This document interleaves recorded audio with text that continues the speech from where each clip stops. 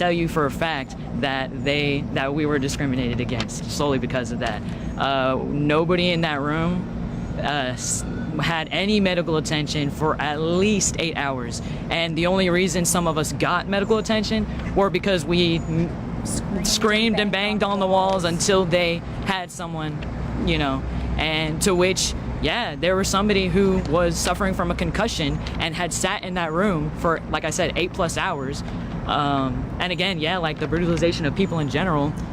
We advocated for people with diabetes who were beginning to experience low blood sugar. We advocated for them to get food, and yet they were starved for 8 hours, you know. So, like I said, well, I am thankful that I didn't, you know, face nearly as much of pain that a lot of my counterparts did. What I saw will definitely never leave me for as long as I live. So, yeah. Rachel, is that right?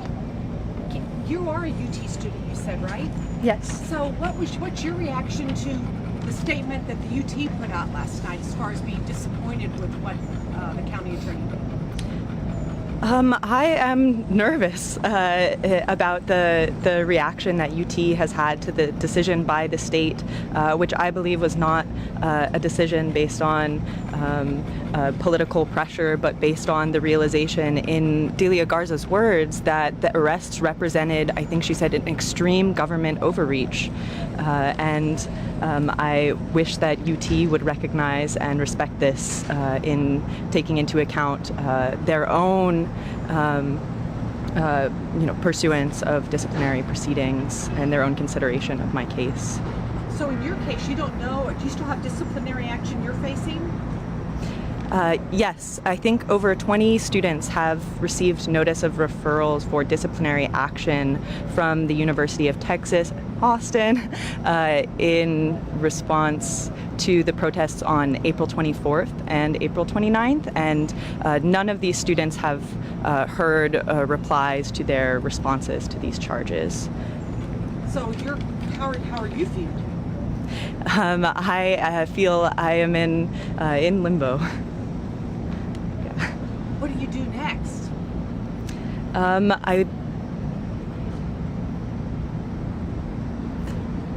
What we do next is everything that we can do, which is continue to support one another through this process, the legal process and the disciplinary process, which has been a beautiful and tremendous effort so far, and given me great just extreme gratitude and pride in how strong we have all remained together, and how much support those people continue to show, even though they are out of the hot seat, such as everybody here today. And one last thing, the difference between how UT responded and how Delia Garza responded, how do you look at that? Our response is based on law and civil rights.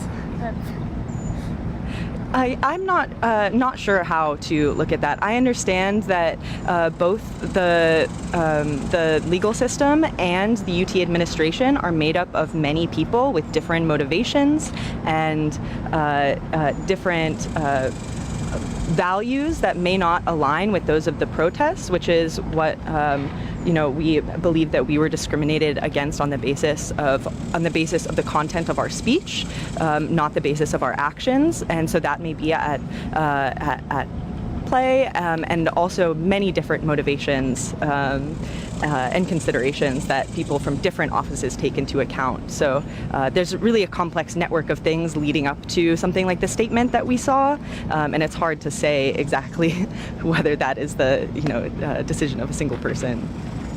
Oh, I'm sure it's not. Yeah, exactly. I'm sure it's a group decision. I'm not sure if AG Paxton or Governor Abbott have had a formal response to yesterday's press conference, but any word from anyone here to them? What would you say to them now that the charges have been dismissed? I have nothing to say about it personally. Sure. Honestly, I don't. My name is Leo Scalisi. I'm a ACC student.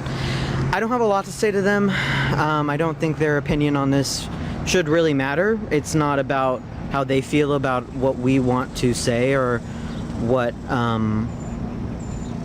They're not above the law, and we are allowed to express how we want to feel. And if Delia Garza finds that we are, able to be dismissed and discharged, then that's that, and that should be it. And they don't need to interfere with that, and if they do, then we move on from there. That's kind of it. Spell your name, please. Leo, Leo, and then Scalisi, Scalissi. Yeah. Anybody else want to say anything? I was gonna say one thing. Yeah, go for it, please. Okay. Brett Bays, BRETT BAYS. I'm a UT alumnus and also former staff. I was not arrested on the 29th. I want to make that clear. I'm just here to support everyone. But there was a couple of questions. You were asking about the day itself, and you were asking about the UT administration's response to it. And there's one detail that doesn't get brought up enough that I do want to make clear to everybody, is that UT administration, especially the communications officers, were there antagonizing and intimidating the protesters before any legal action was taken, before any police officers did anything. UT Communications was there filming people, threatening them with repercussions, etc.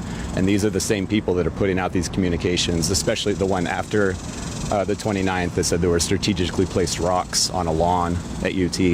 And they're the same ones that put out these communications about being disappointed with the district attorney's office. They have a vested interest in presenting a narrative that is counterfactual. And I just want to make that clear. Thanks. Anybody else? I just want to say we should all be really concerned about our free speech, and if a genocide was happening to you, we would want to speak up for your families and your sake and your town and your city. And I hope that everyone else would do the same. And that's what we're all standing here trying to do, is to advocate for humanity. So that is the bigger picture.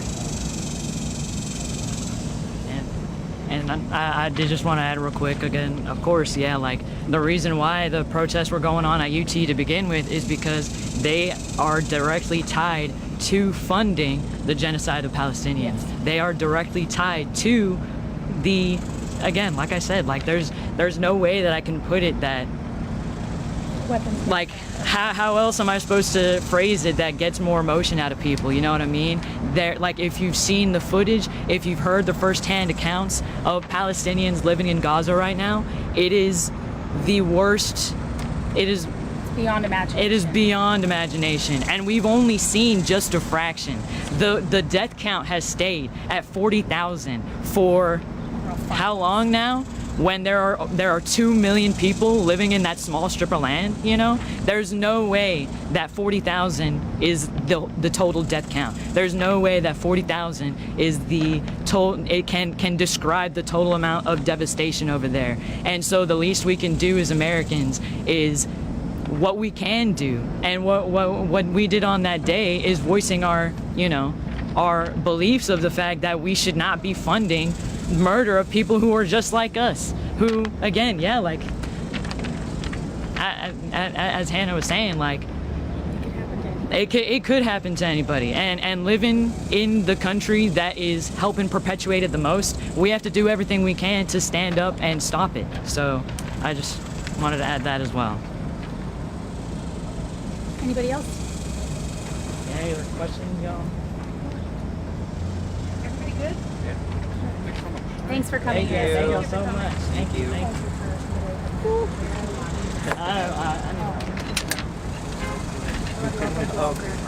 Yeah.